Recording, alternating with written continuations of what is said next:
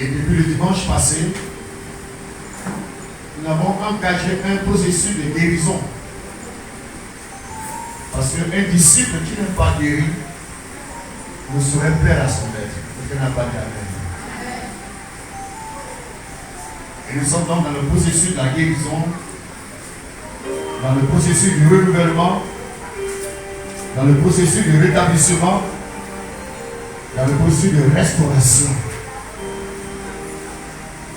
Tu veux plaire à ton maître, tu veux plaire à ton Dieu, tu veux avancer avec ton Dieu.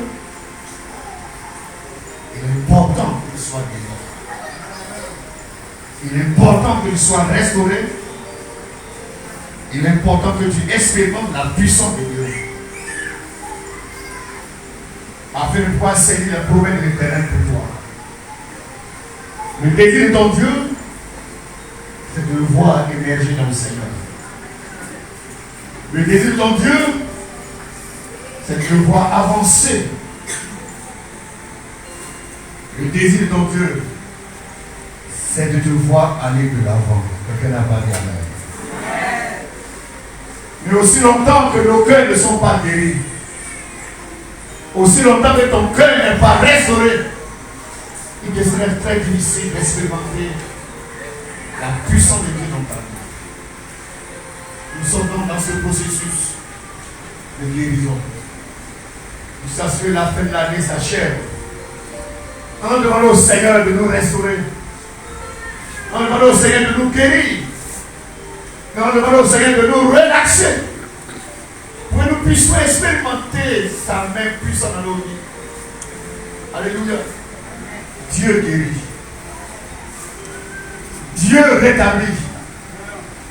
Dieu restaure. Dieu bénit. Il est le guérisseur par excellence. Il est venu pour libérer les captifs. Il est venu pour guérir ceux qui ont le cœur brisé. Il est venu pour relever ceux qui sont abattus. Il est venu pour restaurer. Je déclare que mon Dieu, le Dieu d'Abraham, te restaure. Je déclare que mon Dieu, le Dieu sacré des Hébreux, te restaure. T'apporte la guérison puissante. Pour que tu vois la main de Dieu dans ta vie. Quelqu'un n'a pas dit amen. Quelqu'un n'a pas dit plus fort amen. Le thème de ce matin, c'est le pardon, la clé de la guérison spirituelle. Le pardon, la clé de la guérison spirituelle. Je reprends le thème pour toi. Le pardon, la clé de la guérison spirituelle. Alléluia.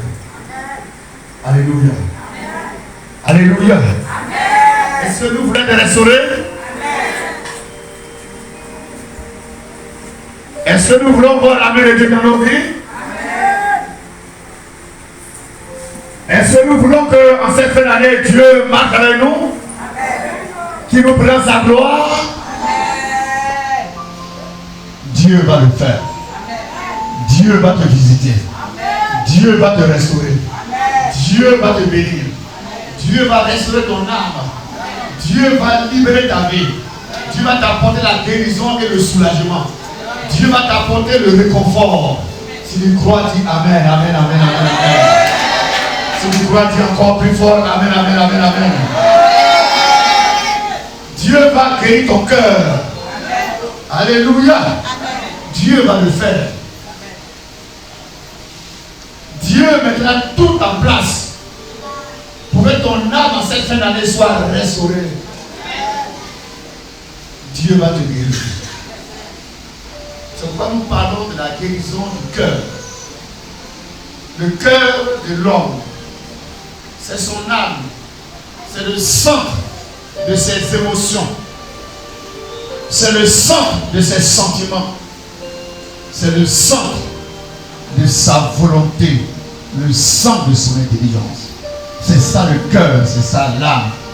Je répète pour dire que l'âme, c'est le centre de toutes nos facultés morales. L'âme, c'est le centre de nos émotions, le centre de nos sentiments, le centre de notre intelligence, le centre de notre volonté, c'est ça l'âme. Et il arrive que ce centre soit touché. L'âme, c'est ça qui fait la personnalité d'une personne. Et il arrive que ce centre soit touché, soit frustré, soit blessé, soit offusqué. Et quand ce centre est touché, elle devient malade. Elle ne produit plus des choses positives. Les pensées deviennent négatives. Parce qu'elle a été touchée. Et aussi longtemps qu'elle est touchée, l'âme ne pourra pas plaire à l'Éternel. Il faut qu'elle soit guérie. Parce qu'une personne dont l'âme n'est pas guérie, c'est une personne blessée. Et quand on est blessé, le sang coule partout où tu t'en vas. À toutes les réunions du village, à toutes les réunions de famille, à toutes les réunions d'église, à toutes les rencontres au bureau, ton sang coule derrière toi.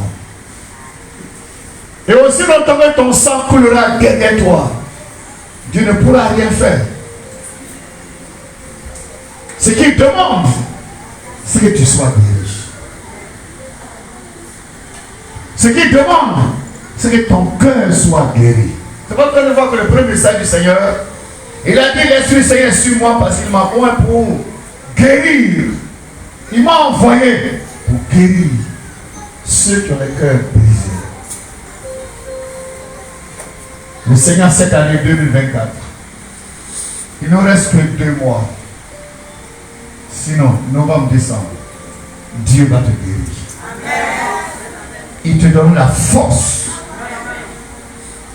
Il te rendra capable. Dieu va le faire. Alléluia. C'est pourquoi le thème que nous traitons ce matin, c'est le pardon, clé de la guérison spirituelle. Alors nous disons, nous posons cette question, mais le pardon c'est quoi? Le pardon c'est quoi? On en parle. J'ai pardonné. Je lui demande pardon, mais le pardon même c'est quoi en fait? Et ce matin nous allons parler du pardon biblique. Qu'est-ce que c'est que le pardon biblique? Parce que si nous n'avons pas compris, il nous serait très très difficile d'expérimenter la guérison spirituelle. C'est pourquoi nous parlons du pardon biblique. Qu'est-ce que le pardon biblique? Le pardon biblique, c'est donc accorder un droit de vivre à une personne qui ne mérite pas de vivre. Je reprends. Le pardon biblique, c'est accorder le droit de vivre à une personne qui ne mérite pas le droit de vivre. Je reprends. Il fait que nous comprenons très bien. Pour que nous comprenions en fait ce que Dieu attend de nous. Le pardon biblique, c'est le fait d'accorder le droit de vivre à une personne qui ne mérite pas. Quand tu arrives à ce niveau, tu as donc exploité ce qu'on appelle le pardon biblique. Amen. Amen. Amen. Et ce pardon biblique nous emmène non seulement à pardonner, mais à oublier. On me dira, mais non, on ne peut pas oublier le tort qu'on nous a fait, les blessures. On ne peut pas oublier. Mais oublier veut dire quoi? Oublier veut dire que je n'accorde plus de l'importance à ce que j'ai reçu. Je n'accorde plus de l'importance aux blessures, aux torts qui m'ont été faits. Je n'accorde plus de l'importance. Quand je vois la personne qui m'a blessé, ça ne dit plus rien. Ça veut dire que je n'accorde plus de l'importance. C'est ça, oublier. Et notre Seigneur que nous servons, il est le Dieu qui oublie nos péchés. Quelqu'un n'a pas dit Amen. Si Dieu qui est ton Père oublie tes péchés quand tu lui demandes pardon, qu'est-ce que toi, son fils et sa fille, ne dois-tu pas faire? Donc, quand on parle de pardon biblique, c'est le pardon qui va jusqu'à oublier, ne plus se souvenir, ne plus accorder de l'importance aux blessures, aux torts qui nous a été faits. Comprenez bien ce qu'on appelle le pardon biblique.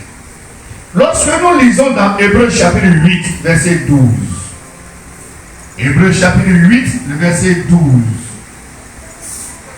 Hébreux le chapitre 8, le verset 12, Quand nous lisons ce texte,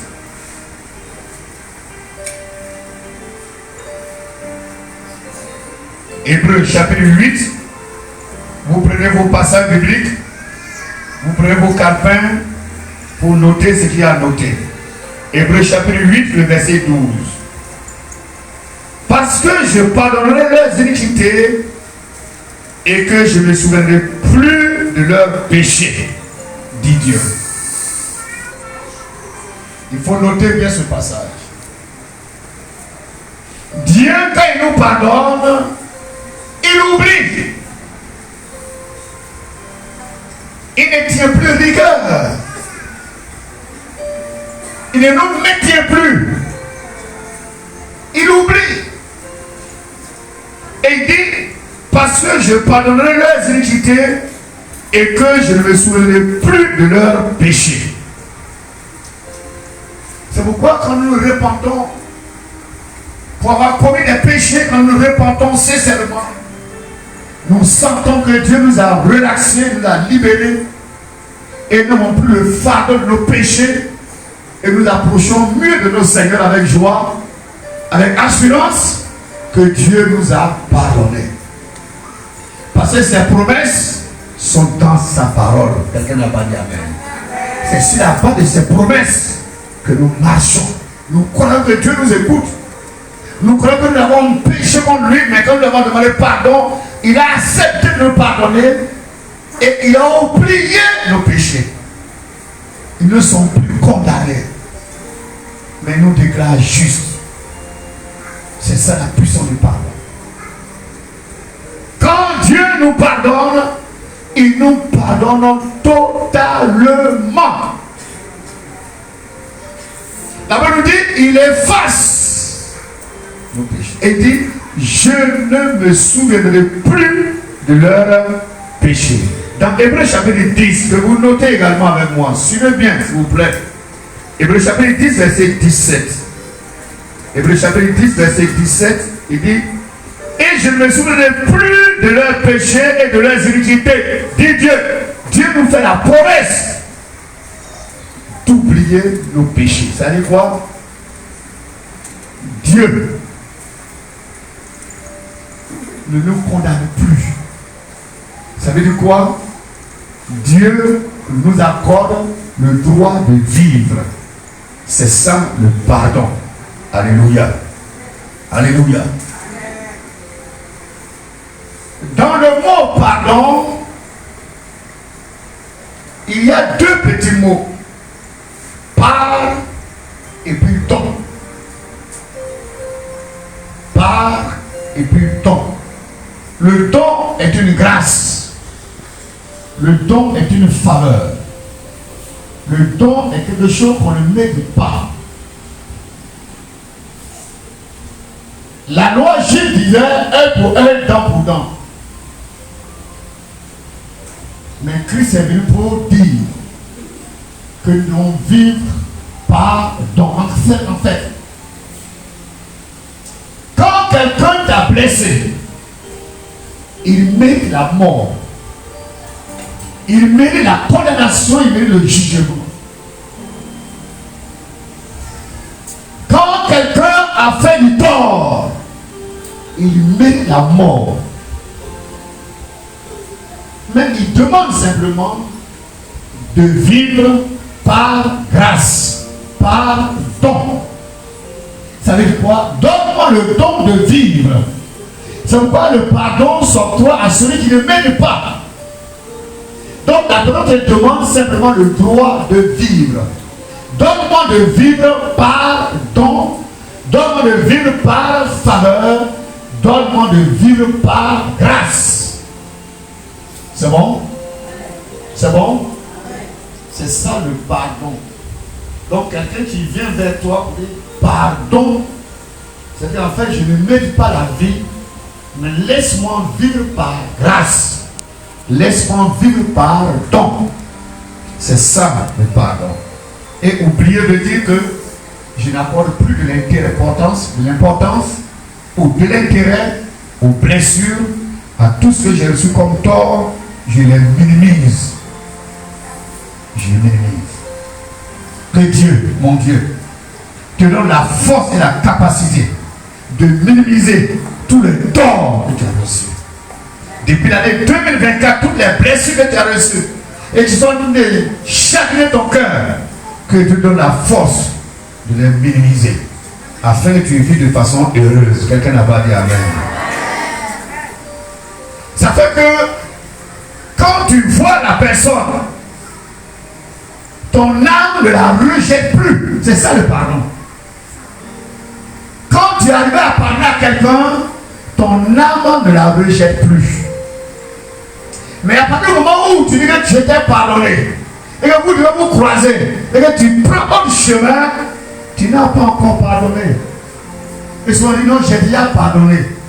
J'ai laissé tomber pour moi, j'ai déjà tout laissé. Mais quand vous voyez face à face, tu fais demi-tour. Quand vous êtes dans une assemblée, tu évites de saluer la personne. Ça veut dire en clair que tu n'as pas encore pardonné. Or, celui qui n'a pas pardonné n'est pas libre. Le pardon libère celui qui accorde le pardon et celui qui reçoit le pardon. Quelqu'un me comprend ce matin? Quelqu'un me comprend ce matin? Le pardon libère celui qui accorde le pardon et celui qui reçoit le pardon. Et quand nous ne pardonnons pas, nous maintenons les gens en prison. Je prie. Nous sommes en fin d'année. Que tous ceux qui ont été les prisonniers dans nos cœurs soient libérés. Je prie.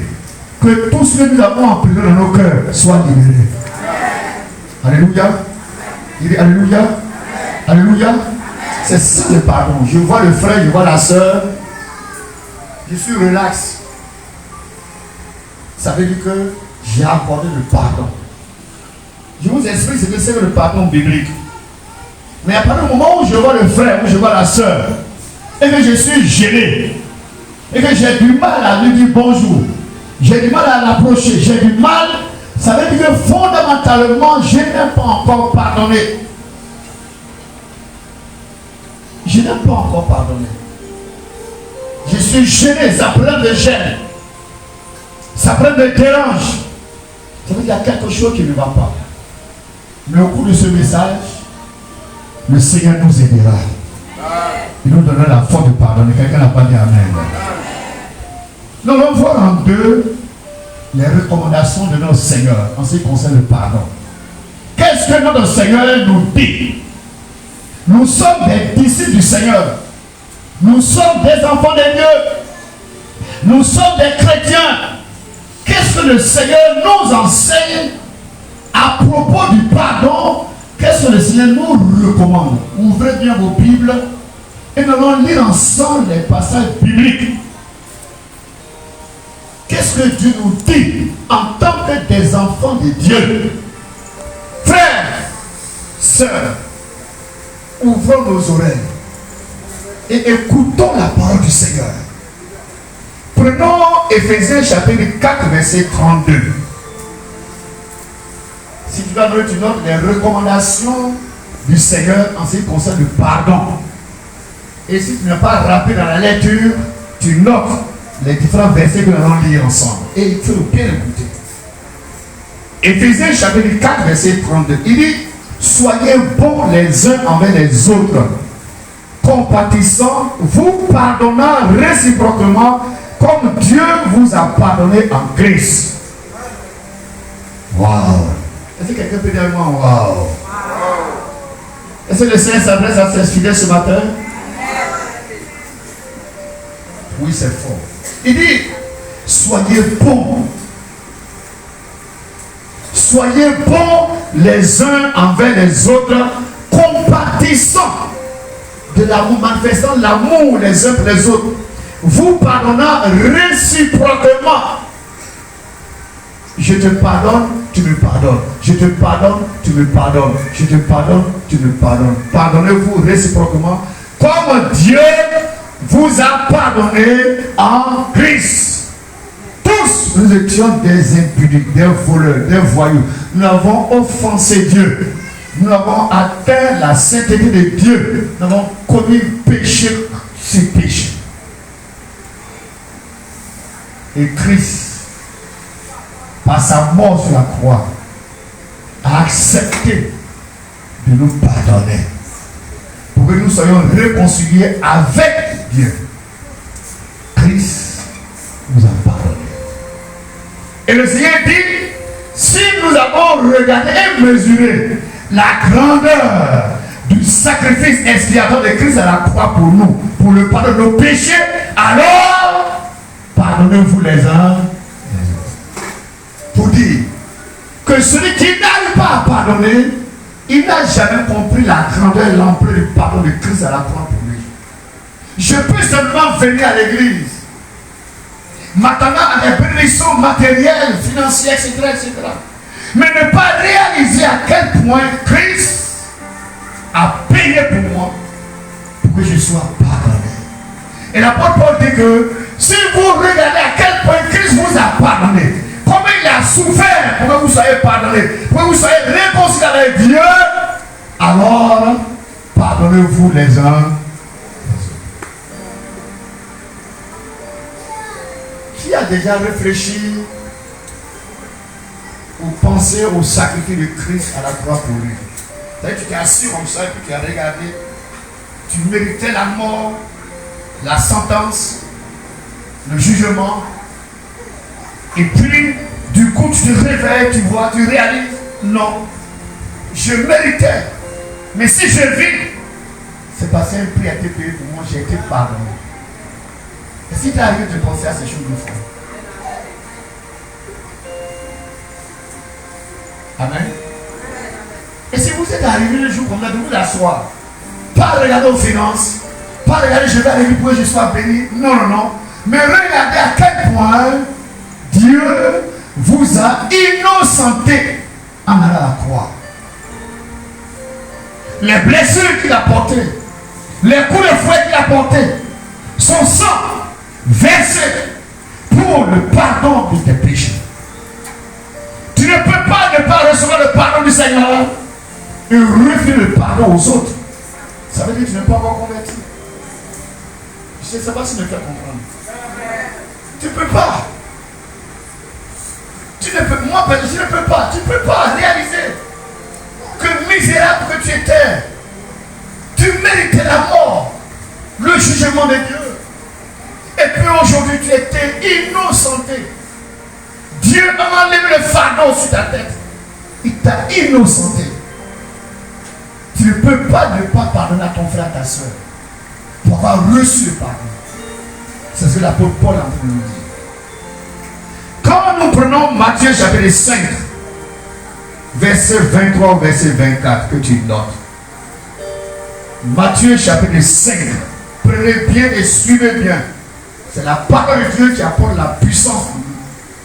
Matthieu chapitre 5, verset 23 au verset 24. Il dit, si tu présentes ton offrande à l'autel, et que là tu te souviens que ton frère a quelque chose contre toi, laisse là ton offrande devant l'autel et va d'abord te réconcilier avec ton frère, puis viens présenter ton offrande. Oh, Dieu. C'est fort, hein, mes amis. Pourquoi c'est pas fort? Est-ce que nous connaissons vraiment ce Dieu? Il dit, si tu présentes ton offrande à l'autel, ton offrande c'est ton adoration, ton offrande c'est les semences, ton offrande ce sont tes prières, et que tu as bien présenté ton offrande à l'autel. Alléluia. Pendant que tu viens d'apporter ton offrande, tu réalises que ton frère a quelque chose contre toi. Il le fait quoi? Il le fait quoi? Dépose ton offrande. Va faire quoi? Va d'abord régler le problème avec ton frère. Amen. Souvent nous faisons nos offrandes, nos prières ne sont pas exaucées. On s'échauffe, mais il n'y a rien là-dedans. Parce que pendant que sommes en train d'apporter nos prières, d'apporter nos offrandes, notre présence, notre adoration, nous réalisons qu'il y a un frère, une soeur qui a quelque chose contre nous. Mais le Seigneur nous dit de laisser notre offrande là, d'aller d'abord nous réconcilier le frère avant de revenir faire notre offrande. C'est ça le pardon biblique. Alléluia. Alléluia. J'ai dit Alléluia. C'est la recommandation biblique pour nous ce matin. Dieu voudrait que ces 2 mois qui nous restent, nous serons des chrétiens merveilleux.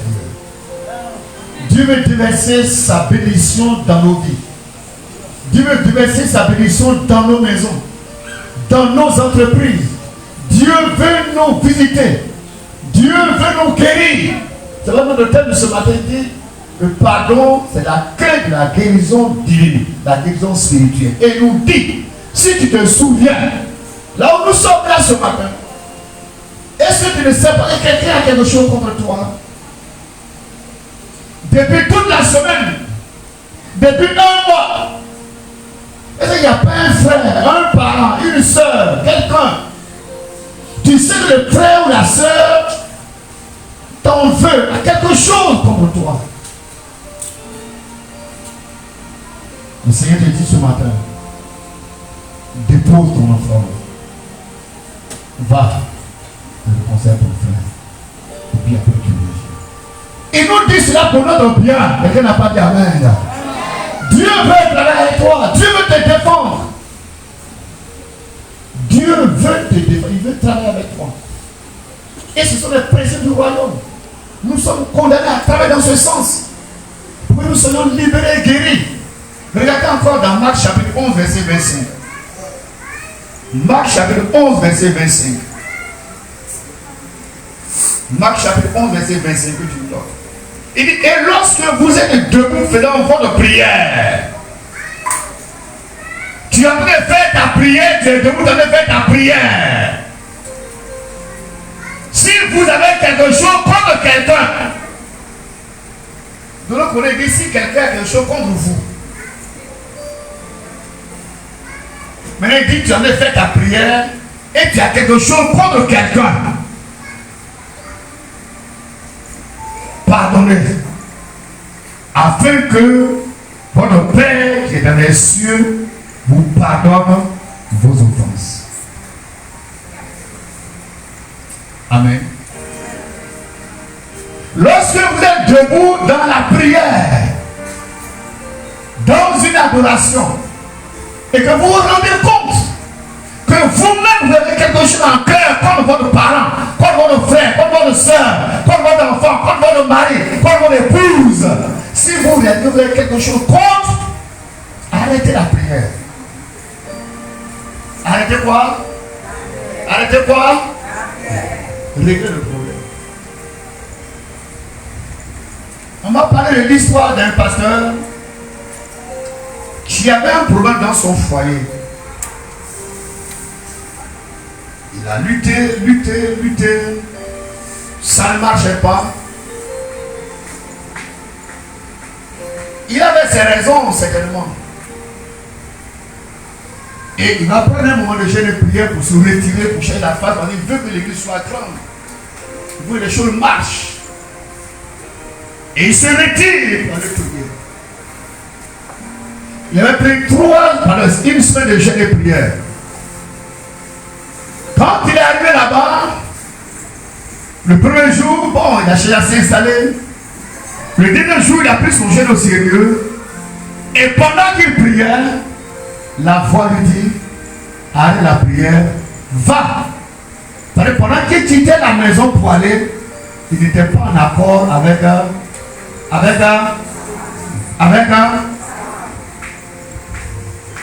et le Saint-Esprit lui dit, je ne vais pas t'exaucer. Laisse la prière. Va régler le problème. Il a commencé à se donner beaucoup de raisons. Non, Seigneur, tu as vu, elle a fait ça.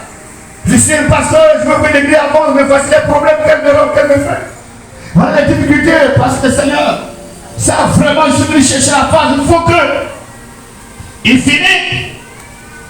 L'Esprit Seigneur lui dit, va demander pardon à ta femme, va régler le problème d'abord, avant de venir chercher ma face. Amen, amen. Et il a obéi à la voix. Et il est venu voir sa femme. Il laisse maintenant demander pardon, ma chérie. Laisse tomber, réconcilions-nous. C'est là que Dieu a commencé à la rédacter.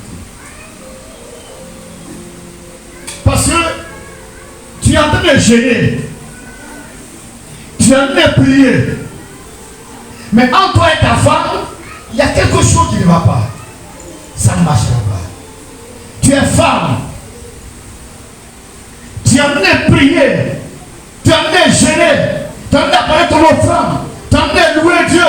Mais il y a quelque chose qui ne va pas entre toi et ton mari. Tu es enfant. Tu es à la maison. Tu es le monde de prière, le monde de jeûne, tu es plein de feu. Mais il y a quelque chose qui ne va pas. Le Seigneur dit, laisse, va. Est-ce que quelqu'un a pu le faire en cette fin d'année? Est-ce que nous voulons que nos prières soient exaucées? Est-ce que nous voulons que nos prières soient exaucées? Alléluia. Il dit, si vous êtes debout, faisant vos prières, si vous avez quelque chose contre quelqu'un,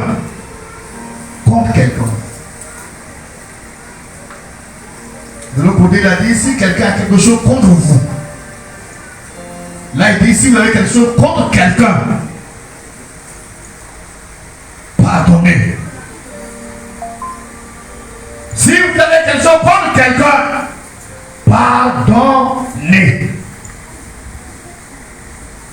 Et ce qui le tout ici dans ce passage, il dit, afin que votre Père qui est dans les cieux vous pardonne aussi vos... Pardonnez afin que votre Père. Ça veut dire quoi? Si je ne pardonne pas, je me mets en guerre directement contre qui? Est-ce que vous me suivez ce matin? C'est pas moi qui le dis, hein, c'est un enseignement pour chacun de nous tous. C'est un enseignement pour chacun de nous tous. Moi, je veux être exaucé. Je suis obligé. Toi aussi, tu es obligé. C'est un enseignement pour chacun. Il dit, afin que votre Père qui est dans les cieux vous pardonne également vos offenses. En d'autres termes, si je refuse le pardon à mon frère, à ma soeur, à mon épouse, à mes parents, à mes collègues, ce n'est pas sûr que Dieu me pardonne pour tout ce que je fais. Du coup, je suis bloqué. C'est pas ce que me fait comprendre. Hein? Si tu veux faire les roulades, si tu veux mettre la sang sur toi, si tu veux faire tout, mais ce n'est pas sûr que Dieu te pardonne. Alors, mes amis, ça fait peur. Parce que tu es en guerre directement contre Dieu.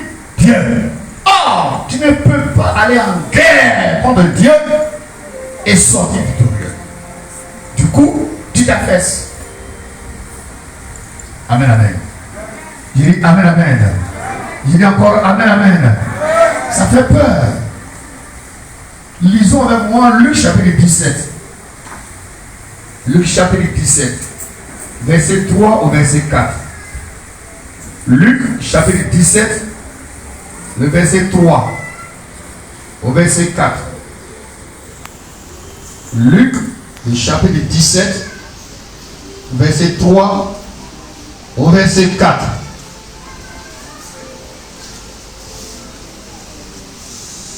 Luc chapitre 17. Je crois bien. Verset 3 au verset 7. Il dit, prenez garde à vous-même. Ici, c'est notre Seigneur Jésus qui en a parlé. Instruction au sujet des scandales et du pardon. Il dit, prenez garde à vous-même.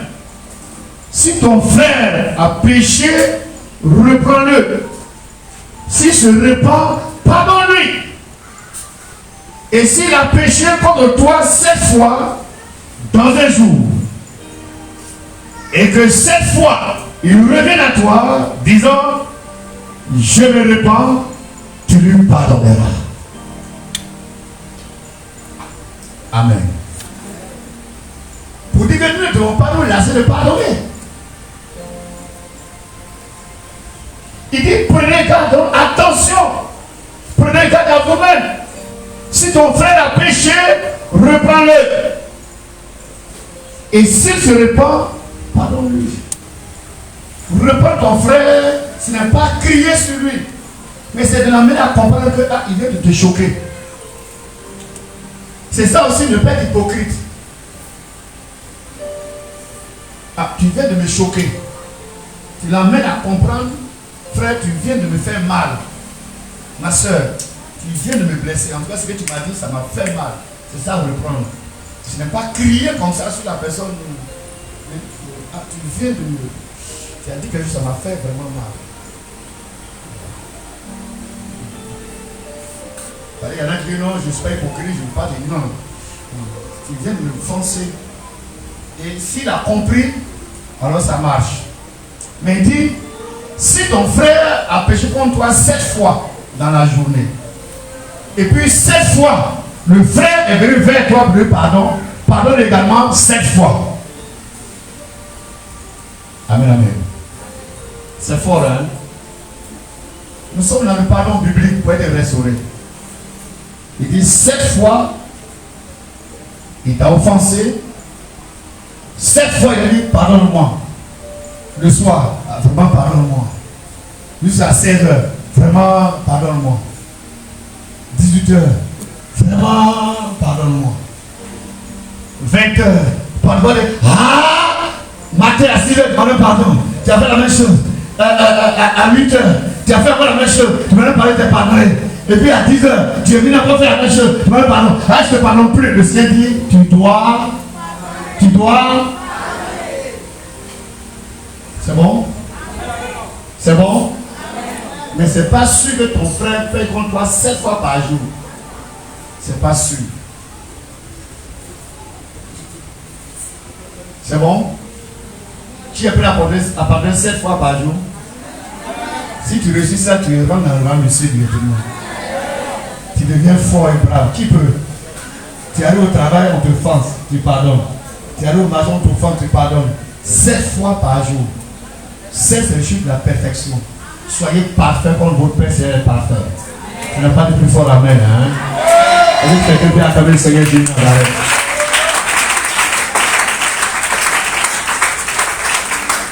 Matthieu chapitre 18, verset 21. Matthieu chapitre 18, verset 21. Matthieu chapitre 18, le verset 21. Nous sommes en train d'aller vers la fin. Matthieu chapitre 18, verset 21 nous dit quoi? Et je lis le verset 21. Ah, suivez avec moi. Alors Pierre s'approcha de lui et lui dit, Seigneur, combien de fois pardonnerai-je à mon frère ou à ma soeur lorsqu'il péchera contre moi? Sera-ce jusqu'à 7 fois? Jésus-Christ est en train d'enseigner sur le pardon, sur la discipline dans l'église. Et il touche le point et puis il dit, mais Seigneur, je vais te poser une question. Combien de fois pourrais-je pardonner à mon frère lorsqu'il a péché contre moi? Est-ce que ça sera seulement 7 fois? Le verset 22, Christ donne la réponse. Jésus lui dit, je te le dis, pas jusqu'à 7 fois, mais jusqu'à 70 fois 7 fois. Souvenez bien, hein? Il dit, je ne te dis pas 7 fois, mais dis quoi? 70 fois 7 fois. C'est là le calcul voir. 70 fois 7 fois. Combien de fois? C'est Ça fait 490 fois par jour que tu vas pardonner à ton frère. C'est-à-dire que s'il est venu t'offenser 490 fois, 490 fois, tu dois lui accorder le pardon. Amen, amen. Pierre était un gars colérique. Alors lui, c'est le type au tac. Donc il faut que Seigneur, il faut que tu nous détermines le nombre de fois qu'on a pardonné. Mais jusqu'à cette fois, pardon, 70 fois 7, c'est-à-dire 490 fois, ça veut dire que finalement, il faut pardonner. Toutes les fois que tu as été offensé, il faut faire quoi? Il faut faire quoi? C'est tout. Il voulait dire seulement à Pierre, peu importe le nombre de fois, peu importe la quantité de fois que tu as été blessé, toi, pour marcher avec moi, il faut pardonner. Pourquoi? Jésus-Christ savait que Pierre, tôt ou tard, avec les Sanhédrins, avec les judaïsants, avec les Romains barbares, Pierre et ses apôtres, les disciples allaient souffrir. Or, il fait qu'ils portent l'évangile. Il fait qu'ils portent l'évangile. Mais Jésus-Christ savait qu'ils allaient être offensés, blessés, humiliés, chicotés, fouettés, mis en prison. Jésus-Christ le savait, frère et sœur en Christ. Dieu sait. Après le moment où nous sommes donnés à lui, il sait que la marche sera compliquée. Des gens vont vouloir nous retarder. Des blessures, des provocations. Nous emmener à abandonner la main de Dieu. Dieu nous dit de nous préparer. Jésus-Christ savait que les apôtres allaient souffrir. Les Romains barbares n'étaient pas d'accord. Ils allaient frapper les apôtres. Les judaïsants, c'était compliqué. Le Sanhédrin. Donc Christ préparait leur cœur à affronter les réalités de la vie et aller de victoire en victoire. Il fallait qu'ils acceptent de pardonner. Et c'est sur la base de ces pardons-là qu'ils ont eu la victoire. Frère, si tu ne pardonnes pas, soeur, si tu ne pardonnes pas, tu te mets dans une prison. Tu te mets dans une prison. Et tu vas souffrir. Tu ne pourras pas aller de l'avant. Il y a des grandes victoires à remporter. Il y a des grands combats à remporter. Mais ce n'est pas le pardon que nous pouvons aller. Quand nous pardonnons, Dieu se met avec nous pour combattre nos ennemis. Quelqu'un n'a pas dit Amen. Hein? Quand nous pardonnons à nos parents, à nos frères, à nos amis, à nos connaissances qui nous ont blessés, quand nous leur accordons la vie de vivre, Dieu nous élève. Dieu marche avec nous. Dieu nous permet d'aller de victoire en victoire. Ça veut nous dire pardonner. Les apôtres ont eu la victoire sur les Sanhédrins. Les apôtres ont eu la victoire sur les judaïsants. Les apôtres ont eu la victoire sur les Romains. Pourquoi? Parce que Dieu était avec eux. Parce qu'ils ont accepté de pardonner. C'est pourquoi on peut tuer, on peut lapider, Étienne en train de mourir, et puis les gens. Alléluia. Nous devons faire l'effort de pardonner. Je déclare que 2024, on est en train de terminer. Que tu rentres dans toute la gloire. Que tu rentres dans toute la gloire. Dieu veut nous visiter en ces derniers temps. Dieu veut nous restaurer. Il veut restaurer ton foyer. Qui depuis un certain temps, ça ne va pas. Parce que monsieur, madame ne peuvent pas se pardonner. Les enfants ne se pardonnent pas. Tout est sans dessus, sans dessous. Dieu veut maintenant restaurer ta maison, restaurer ton foyer, restaurer ta famille, restaurer ton ministère. Il te demande ce matin, pardonne. Alléluia. Pardonne. Quelles sont les conséquences quand nous refusons de pardonner? Quand nous refusons de pardonner, quelles sont les conséquences? Matthieu 11, 26 nous dit quoi? Les conséquences, quand nous refusons, c'est que fondamentalement, tu dis ça, je ne vais jamais pardonner. Et rien qui dit, jamais je vais pardonner. Je jure que je ne vais jamais pardonner. Qui es-tu pour jurer?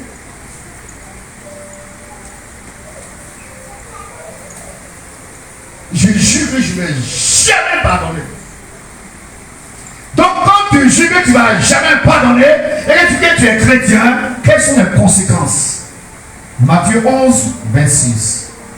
Mais si vous ne pardonnez pas, votre Père qui est dans les cieux ne vous pardonnera pas vos offenses. Sois sûr, je te garantis ce matin, tous ceux à qui tu as dû le pardonner, Dieu ne va pas te pardonner et tu seras toujours troublé par des esprits de famille, par des esprits de sorcellerie, par des esprits de méchanceté. C'est toi toujours qui seras en souffrance parce que tu as envie de pardonner à ton frère. Sœur, tu es là ce matin. Mais si on me dit que tu as été abusé sexuellement dans ton enfance, pendant que le Seigneur parlait, le Seigneur est en train de parler. Tu es une sœur qui est là. Et le frère, la personne a abusé de toi sexuellement quand tu étais encore plus jeune. Et tu lui as dit que tu ne vas pas pardonner et c'est pas dans ton cœur. Et le Seigneur me montrer que c'est ce lien qui saisissent. C'est pourquoi tu es toujours en souffrance. C'est pourquoi les démons sont trop sur toi. Mais si ce matin tu pardonnes, tu seras relaxé. Je viens de recevoir tout à l'heure. Tu as une soeur qui est là. On a abusé de toi sexuellement. Oui, ça fait mal. Tu as été déshonoré. Et tu as dit, je ne peux pas. Je ne peux pas laisser. Et tu veux te donner au Seigneur. Mais c'est encore là. Le Seigneur Michel te dit ce matin. L'heure est arrivée. Pour que tu sois libéré. Parce que aussi longtemps que tu es là, ils maintiennent. C'est un lien.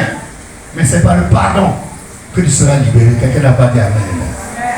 Il dit donc, si vous ne pardonnez pas, soyez sûr que moi, Dieu, je ne vais pas vous pardonner. En fait, si Dieu ne me pardonne pas, je fais quoi dans l'église? Le dimanche matin, je fais quoi? Je me lève, je viens à l'église, c'est pourquoi? Amen, amen. Amen, amen. Matin, je me lave, je me brosse, je m'habille, je mets mes parfums, je mets tout. Je viens faire quoi là?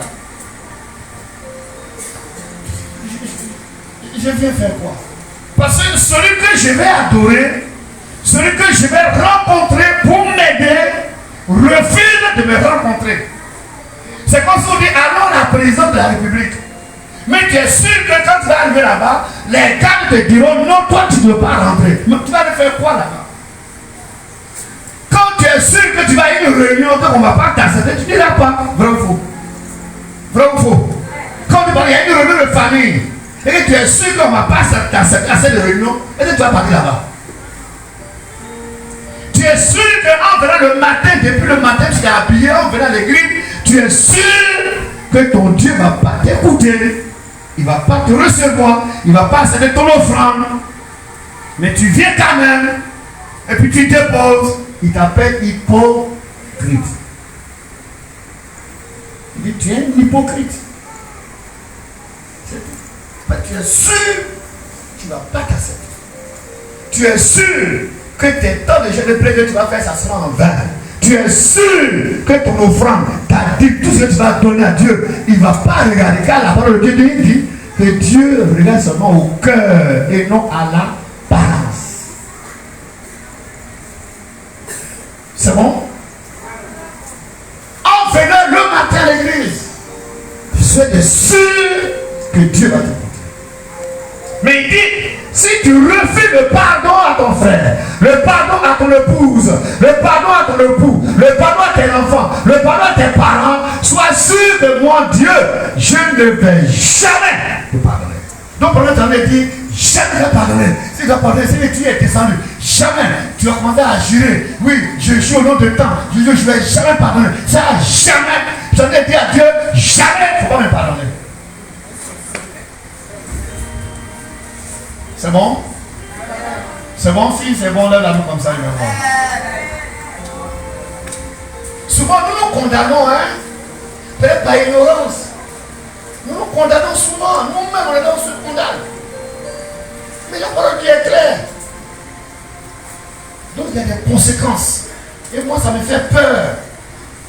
Ça me fait peur. Lisons rapidement Matthieu 18, verset 35.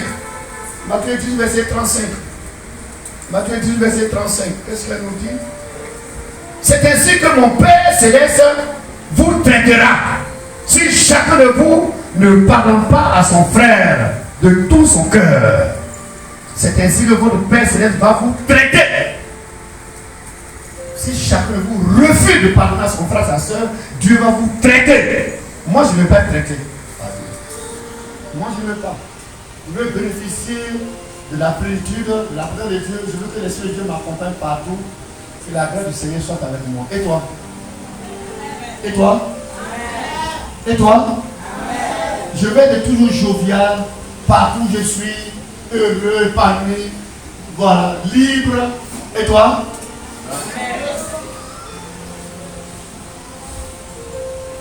Est-ce que quelqu'un peut dire Amen? Est-ce que quelqu'un peut dire Amen? Joseph, et c'est par là que je vais terminer. Dans le livre de Genèse, chapitre 50, le verset 20 au verset 21. Et c'est là que je vais terminer. Genèse, chapitre 50. Genèse, chapitre 50. Prenez le passage. Genèse, chapitre 50. Le verset 20 au verset 21, c'est là que je vais terminer. Il dit, s'adressant à ses frères, vous avez médité, vous avez réalisé, vous avez songé de me faire du mal. Dieu l'a changé en bien pour accomplir ce qui arrive aujourd'hui, pour sauver la vie à un peuple nombreux. Soyez donc sans crainte, je vous entretiendrai, et vous et vos enfants, et il les consola en parlant à leur cœur. Alléluia. Alléluia. Le pardon de Joseph. Comme le Seigneur pourrait le dire, toutes choses concourent au bien de... Je reprends ensemble avec vous. Toutes choses concourent au bien de ceux. Tout ce qui nous arrive, certainement il y a une leçon là-dedans. Si tu saisis la leçon, tu es béni. Mais si tu n'as pas saisi la leçon, tu vas en vouloir aux gens. Et tu vas te détruire. C'est pourquoi en tant que chrétien, en tant que disciple, ce verset doit être gravé dans nos mémoires. Toutes choses qui nous arrivent, est-ce que Dieu n'a pas une leçon pour nous? Qu'est-ce que Dieu veut m'enseigner là? Qu'est-ce que je dois faire pour aller de l'avant? Joseph dit à ses frères, vous avez décidé de me tuer. Vous avez décidé de mettre fin à mon rêve. Vous avez décidé de me tuer. En me jetant dans un trou pour que mon rêve ne se réalise pas. N'étant pas content, vous m'enlevez du trou. Vous me vendez au marché madianite en m'éloignant loin de ma famille pour ne pas que mes rêves se réalisent. Tout ce que vous allez faire, Dieu l'a transformé en bien pour vous sauver. Alléluia. Qui dit Alléluia? Il dit encore Alléluia. Est-ce que quelqu'un peut dire Amen fort ce matin? Le message terminé. Ça te rend relax. Le frère a fait, la soeur a fait. Certainement que Dieu veut passer par là pour que tu sois sous le bénédiction pour la soeur, tu sois sous le bénédiction pour ton mari, tu sois sous le bénédiction pour tes enfants, pour ton époux. Joseph a un cœur de pardon. Dieu était avec Joseph. Si tu as un cœur qui accepte de pardonner, Dieu sera avec toi. Si tu as un cœur qui est prêt à relâcher, Dieu combattra de ton côté. Il te fera voir de grandes choses et tu marcheras dans de grandes victoires. Alléluia. Nous sommes donc dans le processus de la guérison spirituelle. Nous sommes dans le processus de relâchement. Nous devons relâcher. Nous devons libérer les uns les autres. Que personne ne soit en prison dans ton cœur. En cette fin d'année, avec tout le programme de restauration qu'on est en train de faire, que personne ne soit en prison dans ton cœur. Que personne ne soit. C'est pourquoi, mes amis, nous allons prier ce matin. Tu as dit, Seigneur, merci pour ta parole. Aide-moi à libérer ce que j'ai en prison dans mon cœur. Aide-moi à les relâcher, Seigneur. Aide-moi, Seigneur, à le faire. Prie ton Seigneur ce matin. Si, Seigneur, donne-moi la force. Je dois, je dois. Ça y va de ma marche avec toi, Seigneur. Ça y va de ma bénédiction, Seigneur. Je dois le faire. Commence à prier le Seigneur. Parle avec ton Dieu. Tu as besoin d'être libre. Tu as besoin de libérer les frères et les soeurs. Tu en as besoin. Parle à ton Dieu ce matin. Dis, Seigneur, moi. Humainement, ce n'est pas facile. Mais avec ton esprit, je peux, Seigneur. Il y a tel frère qui m'a offensé. Il y a tel soeur qui m'a offensé. Il y a tel parent. Il y a tel parent. Il y a telle personne. Mais ce matin, Seigneur, je m'appuie sur ta parole. Je pardonne. Je libère mon cœur. Pour que moi, je sois péri. Je veux que tu travailles à moi. Commencez à prier le Seigneur.